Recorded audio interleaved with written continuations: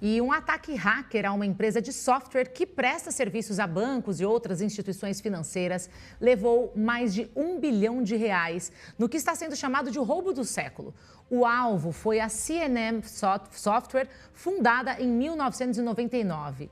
Em nota, o Banco Central informou que a C&M Software, prestadora de serviços de tecnologia para instituições provedoras de contas transacionais que não possuem meios de comunicação próprio, comunicou o ataque à sua infraestrutura tecnológica. O Banco Central determinou à C&M o desligamento do acesso das instituições às infraestruturas por ela operadas. O assessor do BC também informou que nenhum sistema administrado pelo Banco Central foi afetado. Para falar sobre os riscos de ataques hackers, a gente conversa agora com Arthur Igreja, que é especialista em tecnologia e inovação. Oi, Arthur, bom dia, seja bem-vindo ao Real Time. Olá, seja bem-vindo ao canal Linha do Tempo. Se inscreva, curta e compartilhe com quem acha que irá gostar deste conteúdo. Nesse episódio é escancarada a vulnerabilidade crítica da infraestrutura digital no Brasil. Estamos falando de uma empresa que presta serviços para bancos, ou seja, o coração do sistema financeiro, sendo invadida com facilidade suficiente para desviar valores que podem ultrapassar R$ 1 bilhão. O que isso revela? Que não basta digitalizar a economia sem investir em cibersegurança. O Banco Central teve que desligar a empresa do sistema, tamanha a gravidade da falha. Isso gera não só prejuízo financeiro, mas uma crise de confiança. A transformação digital é essencial, mas precisa vir acompanhada de um ecossistema seguro. Do contrário, o dinheiro digital vira alvo fácil para criminosos do mundo inteiro.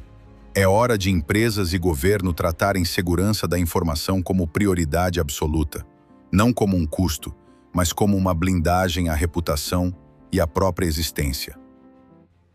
Olá, bom dia, obrigado pelo convite. A gente que agradece a sua participação.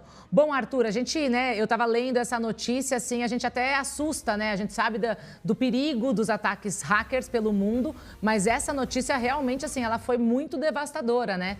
Dá para saber de antemão aí como é que foi esse ataque?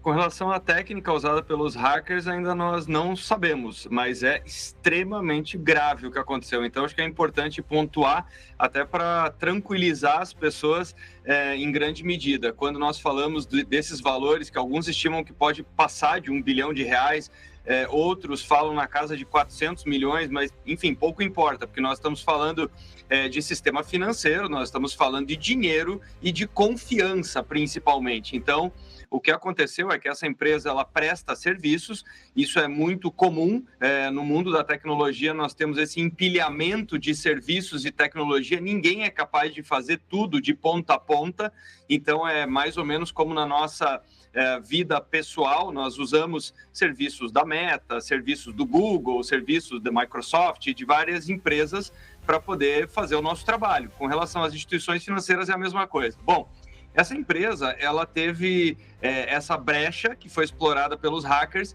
e eles conseguiram acessar as chamadas contas reserva. O que é isso? São as contas entre as instituições financeiras. São contas que são registradas no Banco Central, porque nós temos que lembrar que dentro de um dia, as pessoas ou as empresas, elas transferem recursos do Banco A para o Banco B e também do Banco B para o Banco A. E essa conta nunca fica 0 a 0. Então, existe esse pulmão, essa reserva chamada de conta reserva, justamente para fechar esse equilíbrio e esse balanço. Eles conseguiram retirar esses recursos de 5 instituições e tentaram fazer a conversão para criptomoedas, justamente para sair do sistema financeiro tradicional. Então, é aí que nós começamos a ter uma série de alertas das empresas que fazem, as exchanges, né, que fazem essa conversão para criptomoeda, porque eram volumes e num fluxo absolutamente anormal. Então é aí que o Banco Central começa a agir e bloquear esses acessos, ou seja, conter os danos. Uhum. Como é que você estava falando que nesse caso, né, você explicou um pouquinho a via de acesso, né, como que eles exploraram a fragilidade destas empresas, mas a gente sabe que para outros tipos de empresas que não necessariamente trabalhem aí com esses meios financeiros, como foi o caso citado, como que os hackers exploram a fragilidade dentro das empresas? Porque tem que tomar muito cuidado, né? A gente sabe que não é a primeira nem a última vez que esse tipo de coisa, infelizmente, vai acontecer. Sem dúvida, chama muita atenção porque os valores aqui são vultuosos e, volto a dizer, é o sistema básico de confiança da economia, né? Mas com relação a todos os demais negócios, não por acaso a cibersegurança ela está no topo da prioridade, da preocupação, porque a internet ela transmite essa sensação de que está tudo perfeito, está tudo funcionando, até que acontece uma falha catastrófica, né? Então, até o momento em que nós ficamos sem internet, mas principalmente quando acontecem esses ataques. A forma de ataque, os hackers eles ficam testando se tem alguma brecha. Então, a metáfora que eu uso é como se fosse um ladrão andando pela rua, o que ele busca é uma casa que está com o portão aberto, é uma casa que tem uma fragilidade de acesso, então eles tentam encontrar fragilidades de sistema. Agora, a segunda forma mais comum é o que se chama de engenharia social. Então, é o phishing, é tentar mandar link malicioso, é tentar explorar o descuido que as pessoas muitas vezes têm em usar senhas repetidas e muito frágeis. Então, é tentar fazer o quê? Assumir a identidade de uma pessoa ou de uma empresa para daí acessar um sistema e causar os danos. Agora, Arthur, quem que pode ter sido mais prejudicado? A gente sabe que muita gente, né? Mas assim, a dimensão desse ataque, dá para a gente falar um pouquinho aí sobre a dimensão dele? Eu não tenho dúvida que quem é mais afetado são dois entes, né? O primeiro, a própria empresa de software, a CIM, porque imagina, para chegar no ponto em que o Banco Central desconecta ela do sistema, porque é uma falha gravíssima, uma falha que não pode ser investigada e ela continuar em operação em paralelo. Então, quer dizer, para essa empresa é um dano bastante grave. E o segundo dano é justamente na imagem do sistema financeiro brasileiro, do Banco Central, das instituições, porque, volto a dizer, para tranquilizar as pessoas, nós não temos nenhum problema nas nossas contas de pessoa física, de pessoa jurídica, nenhum dinheiro foi tirado, então fique tranquilo, não precisa sair correndo para conferir o seu saldo. Nós temos que lembrar que tem vários mecanismos onde as instituições financeiras, inclusive, elas têm reservas para recompor valores perdidos em fraudes, em ataques. Então, tudo isso é muito provisionado, uma espécie de seguro que também é estabelecido. Mas, é claro, nós temos aqui um problema de imagem arranhada, mas, sem sombra de dúvida, a CIM é a empresa mais afetada nesse caso todo. Você acha que esse roubo realmente vai entrar para a história como o maior já ocorrido no Brasil? É cedo para falar nos montantes, né? Porque, volto a dizer, nós temos aqui as notícias nas primeiras horas, então é por isso até que os valores estão variando tanto, né? Alguns falam em alguns milhões, depois chegamos nessa cifra de mais de 1 bilhão, mas o ponto é que certamente está no topo desse ranking dos maiores ataques ao sistema financeiro brasileiro. Como você muito bem disse, não é o primeiro, não será o último. A economia foi muito digitalizada, o dinheiro hoje é digital, então é por isso que nós temos esses criminosos que, aliás, eles não atuam só do Brasil no sistema financeiro brasileiro. Nós temos hackers brasileiros que exploram falhas no mundo todo e o contrário também é verdade. Então, esses crimes, eles acontecem sem fronteira, mas esse coloca, dentro do que acontece dentro do Brasil, certamente no topo do ranking.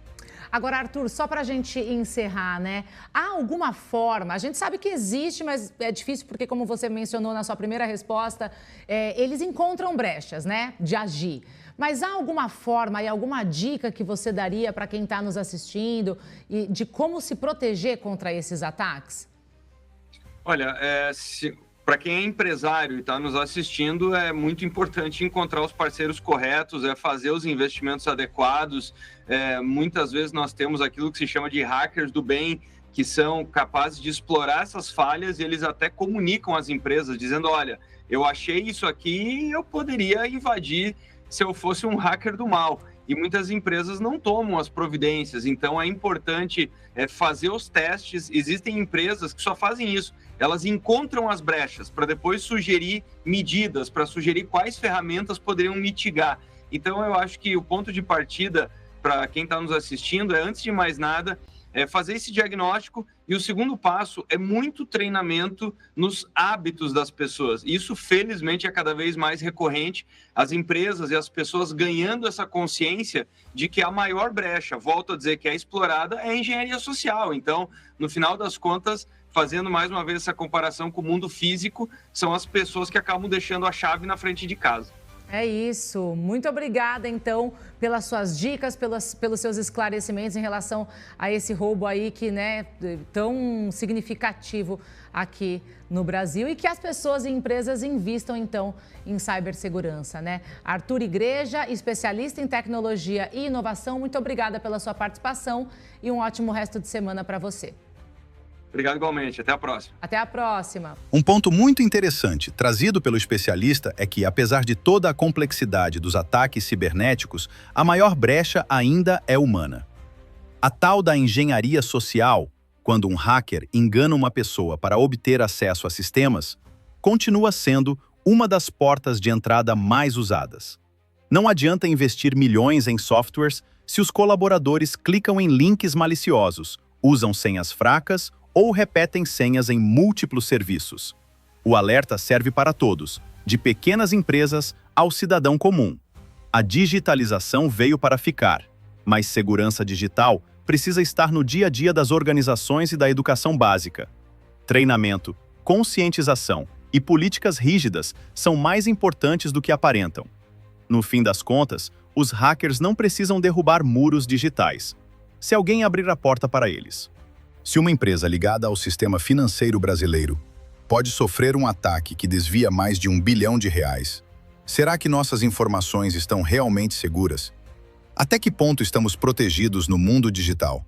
Se você quer entender mais sobre cibersegurança e atualizações como essa, se inscreva no canal, curta o vídeo e compartilhe com quem precisa ficar por dentro.